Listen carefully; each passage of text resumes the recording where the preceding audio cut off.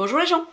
Aujourd'hui, c'est la Saint-Colette. Je me suis dit, occasion parfaite pour parler de ces trois auteurs que je n'ai jamais lus.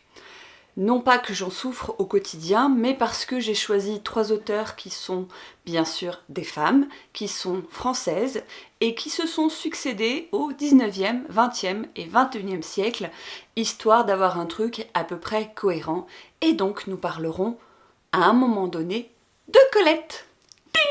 Ding!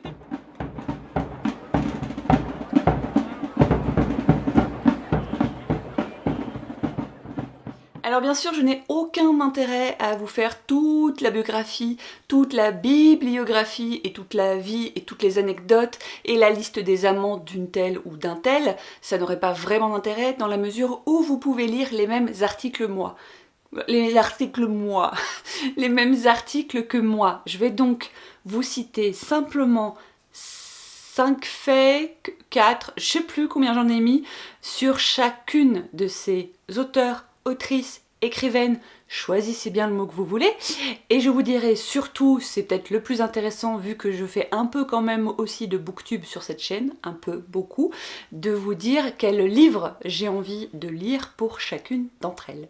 C'est parti! J'ai choisi en premier de vous parler de George Sand, donc qui sera mon écrivain du 19e siècle. Pour être tout à fait sincère, je ne connais absolument rien de George Sand, si ce n'est les grandes lignes, à savoir qu'elle s'habillait plus ou moins comme un homme, en tout cas ce qui est considéré comme s'habiller comme un homme, qu'elle a vécu une passion sulfureuse avec Alfred de Musset, bref, c'était parmi d'autres un de ses sex friends, et que, au cas où ça vous aurait échappé, elle avait choisi un prénom masculin. Et histoire de pas dire de conneries, je vais lire donc son nom de baptême, si je puis dire, qui est Amantine Aurore Lucille Dupin de Franqueuil. À tes souhaits. Ceci étant, Amantine, personnellement, je trouve ça très joli. Le premier fait que j'ai retenu, c'est qu'elle n'est jamais rentrée à l'Académie française. En même temps, la première qui a réussi, ça a été Yousnar en 1980. Et si je dis pas de bêtises, elles sont depuis 4 parmi 40.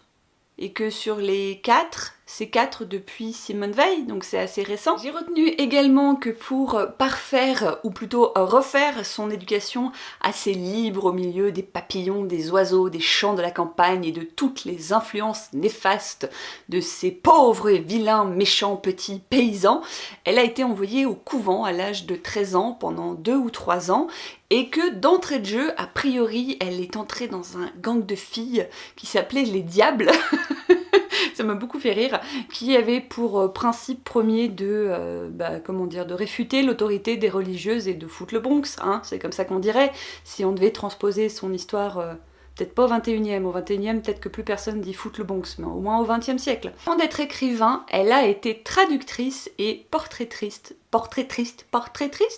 elle a fait des aquarelles et elle a fait des portraits, voilà.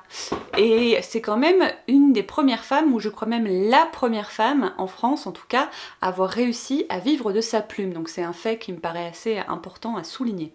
Pour tout le reste, je le dis pour Georgette, comme ça ce sera fait pour les autres, je vous ai mis tous les liens de tous les sites que j'ai pu consulter en barre d'infos. Je ne les ai pas appris par cœur, je n'ai pas regardé toutes les pages, mais si vous étiez intéressé par l'une ou l'autre de ces auteurs, vous avez de quoi faire, allez-y, faites-vous plaisir. Alors j'ai remarqué quand j'ai cherché quel est le premier livre que j'aimerais lire d'elle, que beaucoup de ses romans portaient simplement le nom d'une femme, et j'ai trouvé ça très chouette. Il y a Jeanne, il y a Pauline, il y en a plein d'autres, et c'est très simple, très sobre, et ça m'a beaucoup plu. J'y ai vu du coup un contraste potentiel, puisque je ne connais pas ses écrits encore une fois, entre un titre très sobre et un intérieur très sulfureux. Voilà, là c'est mon imaginaire qui a repris le dessus. Qu'il en soit, je n'ai pas retenu un prénom, mais j'ai retenu Les ailes de courage ou Les ailes du courage, j'ai un doute au moment où je le dis, qui raconte l'histoire d'un petit garçon qui se prénomme Clopinet, en tout cas c'est son surnom du fait de son handicap, Et ce petit garçon décide un jour de rejoindre le monde des oiseaux, de quitter le monde des hommes, de rejoindre le monde des oiseaux, et du coup il découvre l'environnement qui est le leur, et il a une espèce d'initiation, de leçon de vie par rapport à ce nouvel environnement, si je puis dire. Et ça me rappelle un petit peu, peut-être que j'aurais tout faux quand je le lirai, mais ça me rappelle un petit peu tous ces livres de nature writing que j'aime beaucoup, où en fait on apprend des éléments qui sont autour de nous. La voilà, la deuxième auteure que je n'ai jamais lue, c'est Colette. Colette, pourtant elle est chouette. Et je sais pas pourquoi, j'ai toujours cette idée-là de faire des vidéos où j'ai l'air débilo. Bref, Colette, donc, premier point commun avec George Sand, c'est qu'elle aussi a exercé d'autres métiers avant d'être écrivain, et notamment elle a été mime. Truc de fou, c'est chouette je trouve, j'ai été mime, ça paye sur un CV quand même. Sérieusement, on peut dire aussi en fait numéro 2, même si là pour le coup je ne vais rien vous apprendre, qu'elle a été très prolifique, puisqu'elle a publié, me semble-t-il, plus d'une 50aine d'ouvrages. Donc question rythme, organisation, timing, je pense qu'elle n'avait pas de bullet journal, mais qu'a priori elle n'en avait pas besoin non plus. Point numéro 3, à son sujet, elle a été la deuxième femme à intégrer l'Académie Goncourt. Bonjour, toi non plus, tu ne sais pas ce qu'est l'Académie Goncourt, à part qu'il y a un prix Goncourt tous les ans. Il n'y a pas de problème, je ne sais pas si on dit concours, Goncourt, mais c'est pas grave, je vais t'expliquer. Le Goncourt, c'est un cénacle littéraire. Tu ne sais pas ce que veut dire cénacle? C'est pas grave, moi non plus je ne le savais pas, je suis allée chercher. Un cénacle, en gros, c'est une réunion, c'est un meeting, c'est un truc entre nous, entre potes, tu vois. Sauf que là, bah, les potes, c'est un peu une élite, c'est un peu les intellectuels, etc. Mais ils sont 10. Voilà, on en a pris que 10. C'est vraiment, tu sais, super select, quoi. T'as des tas de niveaux à passer avant d'avoir le high level. Et je t'apprends rien hein, si je te dis que sur les 10, il y a 2 femmes à l'heure actuelle. Il parle de couverts, alors là je vais pas rentrer dans les détails, hein, mais en gros il y a 2 couverts pour les femmes, dont Virginie Despentes, je l'ai retenue elle, et je crois en plus de ça qu'elle est démissionnaire depuis 2015 ou 2016. Du coup je sais pas comment ça se passe, si ça revote, si on réélit, c'est pas le but de cette vidéo, mais voilà, l'idée c'est que c'était super important, en tout cas quand elle a réussi à choper les couverts quoi. Et je te mets en barre d'infos le point numéro 4, en fait elle a beaucoup parlé dans ses livres et aussi avec sa voix, donc pas que avec ses mots écrits mais aussi avec ses mots dans sa bouche. Je suis très fatiguée aujourd'hui. Une interview où elle parle de la jouissance féminine, ça peut être cool, donc si tu veux lire ses propos à ce sujet, je t'ai mis plusieurs liens intéressants dans la barre d'infos. J'avais dit que je le répéterais pas, mais du coup je le répète. Mais alors pour le coup, ce que j'ai envie de lire d'elle, c'est un livre tout ce qu'il y a de plus classique, puisque ce serait le Claudine va à l'école? Non, ça c'est Martine qui va à l'école et au cirque. Claudine à l'école. Elle a écrit une série de bouquins qui s'appelle Claudine quelque chose, qui sont parus, en tout cas le premier est paru sous le prénom de son mari, Willy. Donc Claudine à l'école parce que j'aime beaucoup lire des récits sur les anciennes méthodes. Ça me rappelle un peu, tu vois, La Petite Maison dans la Prairie, Princesse Sarah, tout ça, les façons d'être, les autres mœurs, les habitudes de travail, d'éducation d'une autre époque que la mienne. Je trouve ça très intéressant. D'ailleurs une autre époque que la mienne, mais aussi d'autres pays ou d'autres continents. Et enfin, la dernière, et tu m'excuseras, je vais beaucoup regarder mes notes parce que c'est celle que je connais le moins quand même, c'est Jeanne Pujol. Pujol. Je me fatigue toute seule. Je m'auto-soule, comme je le dis souvent.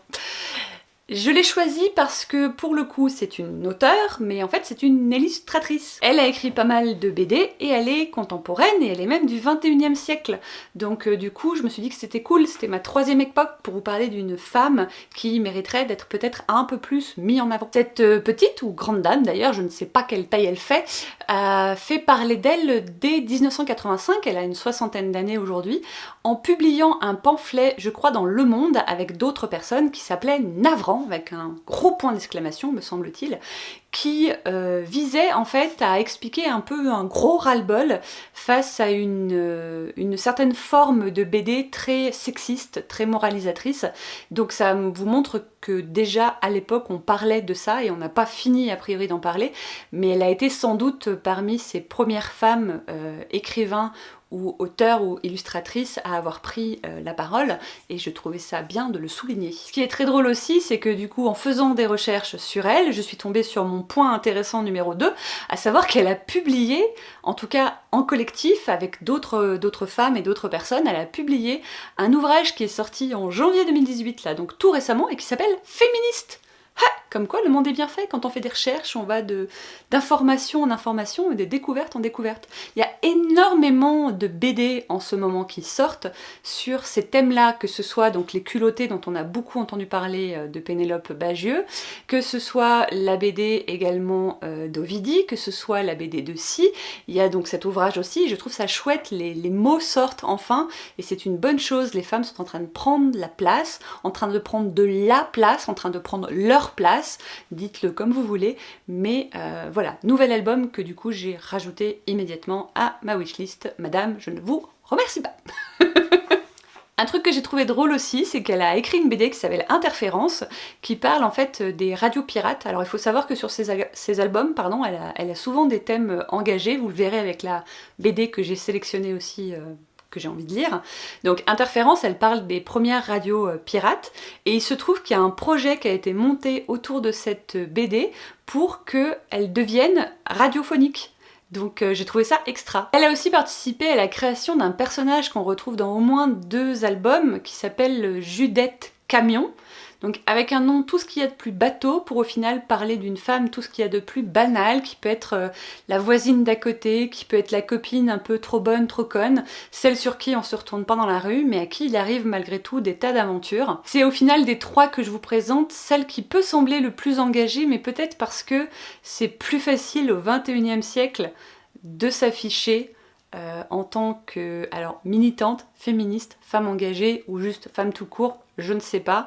Employer le vocabulaire qui vous semble le plus approprié sans mes propres filtres, on va dire, parce qu'à mon avis, je pense qu'à leur époque, Colette ou George Sand étaient tout autant peut-être féministes, engagées, militantes, mais que l'époque n'étant pas la même, les termes employés n'étaient pas aussi visibles. Et puis les moyens de communication, les médias n'étaient pas les mêmes non plus, donc forcément à chaque époque son contexte. Et donc la BD que j'aimerais lire d'elle, c'est Contre-coup, qui revient sur l'histoire de Maliki Ousekine, j'espère que je n'écorche pas son nom, qui est en fait un fait divers, bavure policière, drame qui s'est passé il y a plus de 30 ans, c'était en 1986, où en fait pendant une manifestation étudiante, il y a eu donc la mort de ce jeune homme du fait de violences policières. À l'époque il existait ce qu'on appelle les voltigeurs, donc des policiers qui étaient en moto tout-terrain me semble-t-il, avec pour consigne de nettoyer les rues.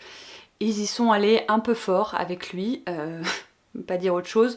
Je vous mets le lien vers l'article qui explique ce qui est arrivé dans les moindres détails pour pas en rajouter sur cette vidéo. Je trouve ça important encore une fois, par rapport à mon amour des récits vécus, des témoignages, de comprendre ce qui a pu se passer, et ça faisait résonance en fait avec les manifestations qu'il pouvait y avoir ces dernières années au niveau estudiantin, donc voilà, pourquoi pas découvrir ça de plus près. Donc c'est celui qu'elle a écrit que j'ai le plus envie de lire dans l'immédiat. Mais si vous regardez les différents ouvrages qu'elle a publiés, elle est à chaque fois sur des thématiques qui sont d'actualité. Ce sera tout pour aujourd'hui, donc pour La Sainte Colette. 3 auteurs que je n'ai jamais lus et que j'espère lire peut-être très prochainement.